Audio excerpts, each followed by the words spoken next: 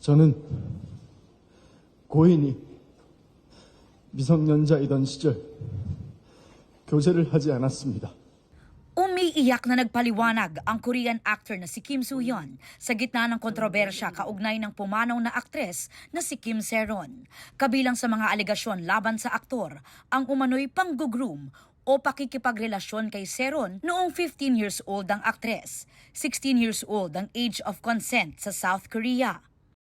그리고 고인이 저의 외면으로 인해 또 Sa unang pagharap ni Soo-hyun sa press conference, inamin niyang 1 taon silang nag-date ni Se-ron 5 years ago, pero hindi na raw underage noon ang aktres.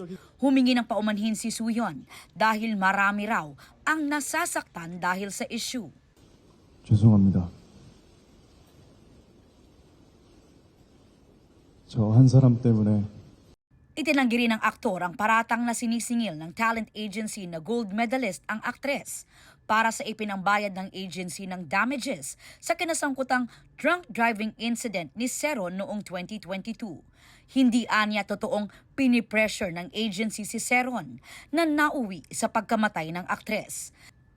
Handa rin daw si Soo-hyun na aminin kung may nagawa siyang mali, pero hindi raw siya aamin sa bagay na hindi naman niya ginawa.